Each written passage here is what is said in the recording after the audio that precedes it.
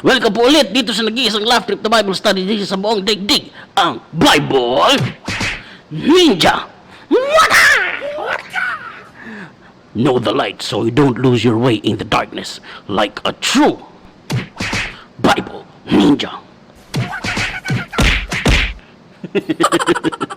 Ang hirap nun eh. Gusto ko lang po magpasalamat sa lockdown dahil tumangkad na po ako ng mga 3 inches po ang itinangkad ko kasi pag hinatak niya itong buko, ang tangkad ko na. Okay, praise God, God is good. This is our Season 3's episode 8! Kagabi, pinag-usapan natin si Abraham. Okay, ngayon itutuloy natin ng konti. May kinalaman pa rin kay Father Abraham. Okay, so ito na. Ayan, tuloy tayo. Dito maganda itong pag-uusapan natin. As in, maganda. Parang Miss Universe sa ganda. Parang tungkol sa silver linings. Diba yung speech ng Miss Universe sa silver linings? Okay, the life there is hard. Di ba? Naalala ko yan yung merong Korean missionary sa amin. Tapos may kausap na na churchmate ko. Sabi niya, kasi mahirap ang tubig dun sa amin. So, ang sabi niya dun sa Korean, the water in our place is hard. So, isip talaga yung Koreano. Paano? So, syempre sa isip niya, hala, matigas yung tubig pa.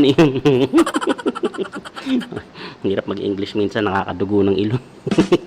Punta tayo sa Hebrews. Yan. Kung saan, this is the Bible, the book that tells you na originally ang kape ay galing sa Bible.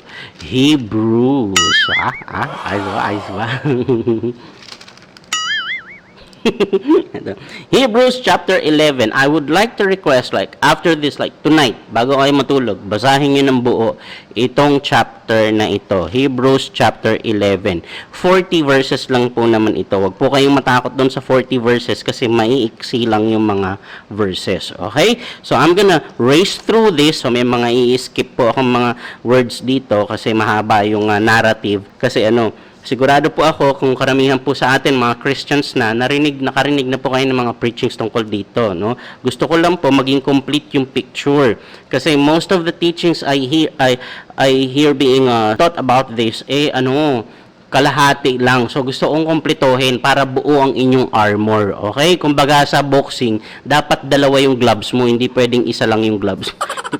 Unang-una, hindi gloves ang tawag doon, glove lang, di ba? Tapos ang hirap lumaban sa boxing, isang kamay lang pwede mong isuntok, di ba? Kaya gano'n nga nangyari nung kay Senator Manny nung laban nila ni Mayweather, di ba, na injured yung balikat niya. So, pero kung hindi, talagang bakit ba tayo napunta doon? Pero gusto ko si Mayweather Gusto ko siya kasi napakabait niyang tao, no? Talagang ang hilig niyang mangyakap. Siguro ang binubulong pag niyayakap niya si Manny Pacquiao doon sa laban, siguro ang binubulong ni Manny Pacquiao, I love you with the love of the Lord. Now, ito na, verse 1. No, nagulat ba kayo? No! Now, faith is being sure of what we hope for and certain of what we do not see. Wow, this is not easy, no? Parang yung tubig, the water in my place is hard, no? This is hard. How can you be sure of something you do not see, no? Pero that is the nature of faith, no? How can you be sure of something that you do not see? Hello, yung coronavirus, hindi siya visible. Di ba? So, pero sure tayo na may coronavirus, di ba? So, hindi, nakikita mo naman sa mga drawings, mga picture. Yung picture lang yun, hindi naman yung virus. Yung actual virus, hindi mo talaga makikita. So, hangin, hindi nakikita, no? Actually, yung integrity, hindi naman pwede sukatin sa laboratory yung integrity, di ba? Yung honesty, yan, yung kapugian, hindi, kapugian nakikita, Amen. Yan. Kanya-kanyang pananalig yan. Okay. This is what the ancients were commended for. By faith we understand that the universe was formed at God's command so that what is seen was not made out of what was visible. Sakto talaga to eh. Hindi naman scientist yung nagsulat nito, pero totoo eh, di ba? yung mga bagay na hindi nakikita ang bumuo sa bagay na ang bumubuo sa mga bagay na nakikita. Katulad natin, yung atoms natin broken down to its bare minimum. Hindi yung makikita pero dahil sa mga bagay na hindi nakikita, nakikita tayo ngayon. Ang galing, no? Yan, tama yung Bible. Okay, so I'm gonna race through these names. Mabilis, By faith, Abel. By faith, Enoch. By faith, Noah. By faith, Abraham. Tapos ito puro kay Abraham na itong sumunod. Tapos verse 17, by faith, Abraham, when God tested him, offered Isaac as a sacrifice. Pag-uusapan po na topic po natin itong Abraham sacrifice bukas, ha? Yan, okay? Inihingi ko talaga kay Lord kung anong ito muna kasi ito yung nature ng faith, okay? Andito. Tapos bukas si Abraham, okay? Yan. Tapos Abraham, Isaac, by faith, Isaac blessed Jacob. By faith, Jacob, when he was dying. By faith, Moses.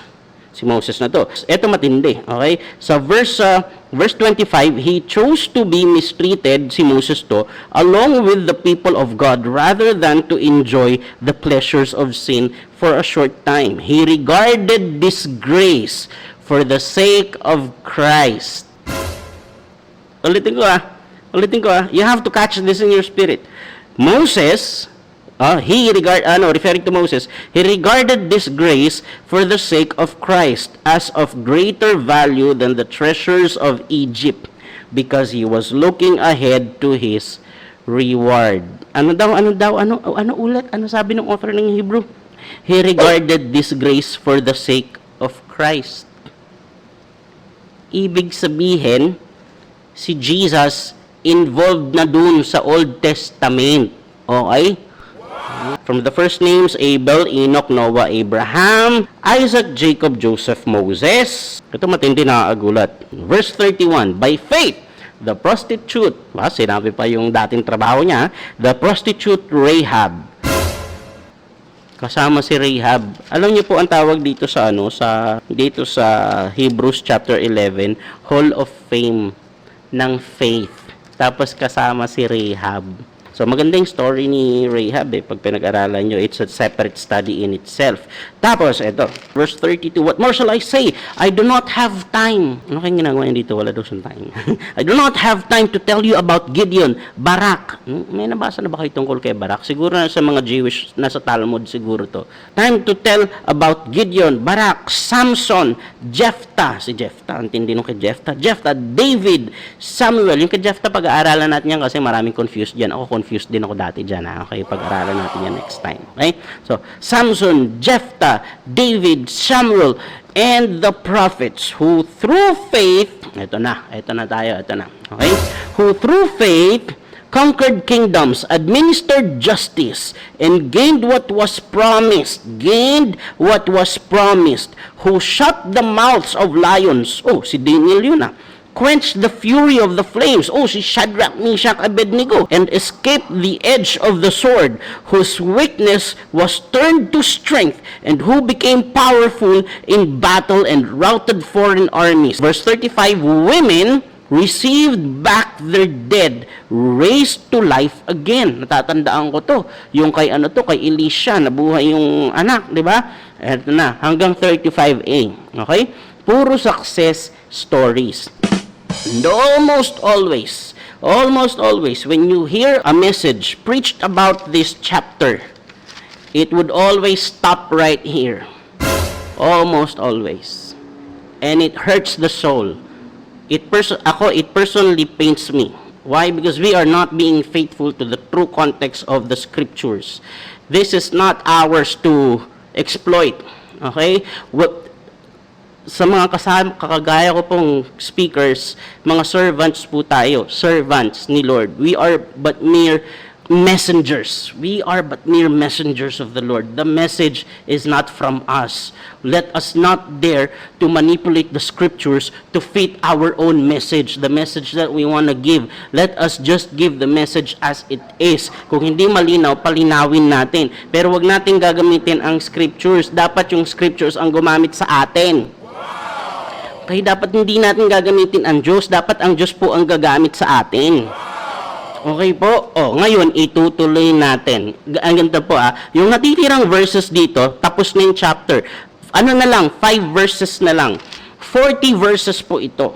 40 verses, puro success stories yung first 35 verses. At yung verse 35, nahati pa siya. 35a hanggang 35a, puro success stories. Okay? Stories of great exploits, winning battles, ganyan. They gained the blessings, the promise, administered justice, kung ano-ano pa. Okay? Puro success stories. Para siyang inspirational talk series. Ito, pwede kang gumawa ng inspirational talk series dito because each name has its own story. Okay? Now, this lesson's goal, tonight's goal of Bible Ninja is to complete the whole picture for you. Okay? Are you ready? Ready? Sinabi ko, first 35 verses. Okay. Kami po mga artists na sumusulat ng mga sarili naming script, meron kaming rule of the thumb. This is how you do a script, okay? A full act. Start with your second best, like your second best joke. Okay. Then, proceed with your whole act, then end with your best joke. Okay? Para explosive. Parang ganito. Ito yung start. Ito yung ending. Kuha nyo? Okay? Dapat ganon. Okay. Now, punta tayo dun sa ending part. How did this, Hall of Fame, list of Hall of Famers ended? Verse 35, women received back their dead, raised to life again. Others were tortured. Others were tortured and refused to be released, so that they might gain a better resurrection. Some faced jeers and flogging, while still others were chained and put in prison. They were stoned, they were sawed into, and tradition tells us this was the prophet Isaiah. They were stoned, they were sawed into, they were put to death by the sword. They went about in sheepskin and goatskin, destitute. Ano yun po yung mas simple word sa destitute? Poor. I'm not even preaching. I'm just reading. I'm reading from the word. No. Look, goatskins, destitute, persecuted and mistreated. The world was not worthy of them. They wandered in deserts and mountains and in caves and holes in the ground. They were all commended for their faith. They were all commended for their faith. The first 35 verses, all the success stories. Yung next 3 verses, right after the first 35 verses, kasama yun doon, ang sabi, they were all commended for their faith. Ibig sabihin, pare-parehas silang nasa isang Hall of Fame list. Ibig sabihin, yung position nila, yung tingin ng Diyos sa kanila, parehas naging proud si Lord sa kanila, parehas nilang napanindigan yung faith nila, magkakaiba lang sila ng mga physical manifestations at results. Kaya paulit-ulit ko sinasabi, wag nating iti-template si Lord. We would do the saints a great disservice kapag ginawa natin yan. And we would corrupt the scriptures kapag ginawa natin yan. Yan ang nakasulat eh. Alam nyo po ang Bible, hindi po siya buffet. Hindi ka pipili lang ng gusto mong chichain. Okay? Hindi po siya buffet. Alam nyo po kung ano yung Bible? Yung Bible po, yung parang nanay ko. Maanong pagkain? Mamili ka. Ano pong pagpipilian? Kakain ka o hindi?